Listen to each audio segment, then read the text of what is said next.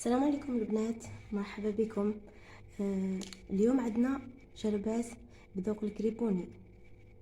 البنات اهم حاجه هنايا عندنا مكونات اقتصاديه، ما كان والو، بحبه قارص برك تقدروا ديروا شربات طبيعيه في الدار بلا ما تضلوا تشروها، وخصوصي في رمضان. ندوزو المقادير وطريقه التحضير.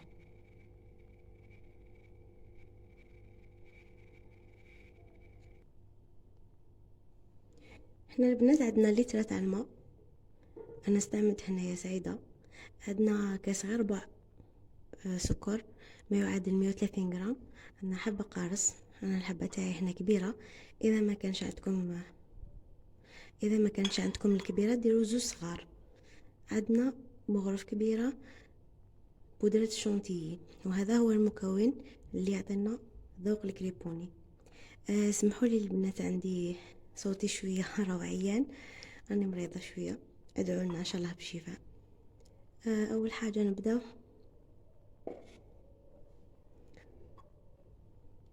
نخلطوا السكر مع شوية ماء.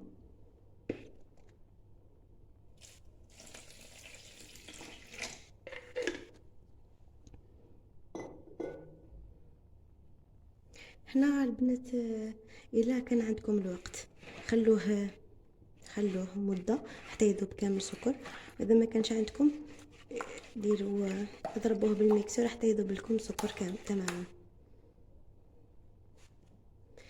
من جهه اخرى نقشروا الحبات القارص، نحولها كامل الابيض هذاك، نحولها العلف تاع الداخل هذوك حبات الزريعه.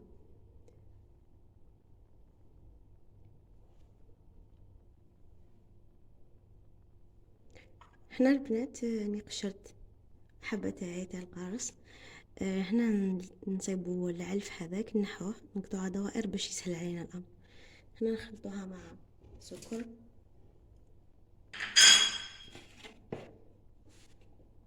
نخلطو مليح بالبرا ميكسور ولا الاشوا ولا اللي عندكم، المهم يذوب، يترحى القارص ويذوب السكر معنا.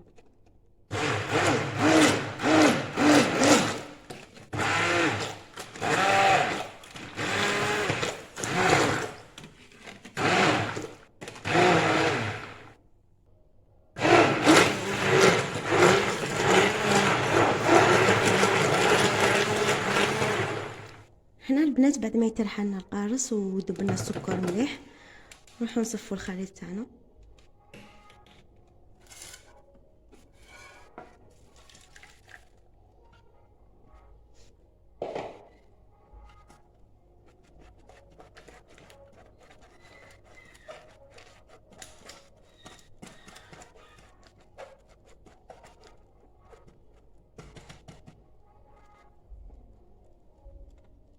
هنا نكملوا اللتر تاع الماء تاعنا اللي بقى، نرموه هكا من فوق القارص باش يكمل يتشل لنا ويدي الذوق تاعو.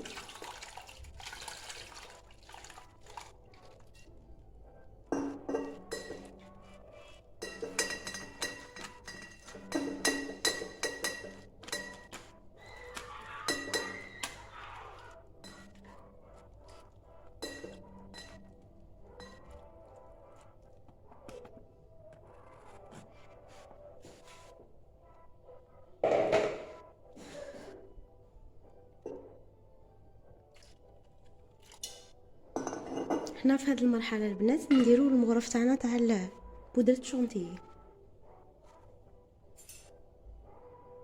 مغرف كبيره عندنا.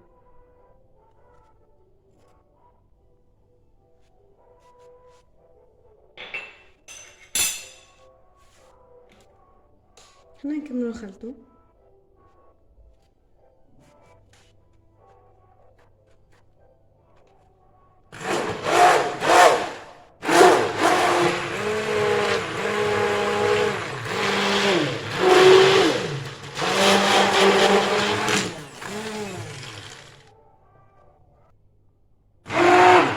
البنات كنت بدلت الريسيبسيون، الريسيبيون، خاطر الكسرونه تاعي كانت شويه ضيقه، وهنا باش نقدر نكمل الماء تاعي، اللتر تاع الماء كامل.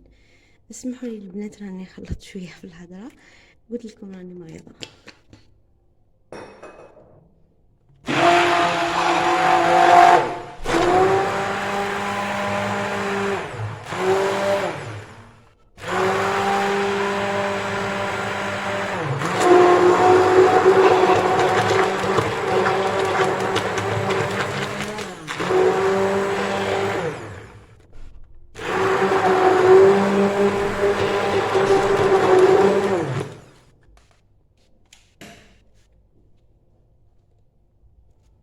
شوفوا البنات اللون اللي تحصلنا عليه، هاو اللون اللي تحصلنا عليه، والذوق ذوق كريبوني ولا اروع. في وقفه كنا درنا لتر تاع شربات تاعنا بذوق الكريبوني، هكا نشربوا حاجه طبيعيه، وسورتو في رمضان نكونوا صايمين ماذا بينا نشربوا حاجه درناها في يا ربي 5 دقائق كنا حضرناها. احنا نقدمها لكم. شوفوا البنات هنايا جات شربات ولا اروع. شوفوا المذاق تاعها، التركيز تاعها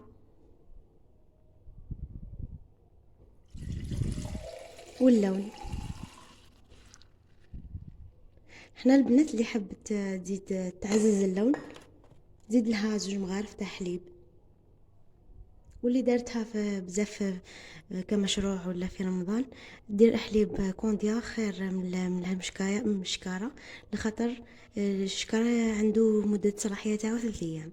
حنا البنات كنا كملنا الوصفه تاعنا. اذا عجبتكم ديروا لي جيم واشتركوا في القناه تاعي باش يوصلكم كل جديد ان شاء الله. سلام.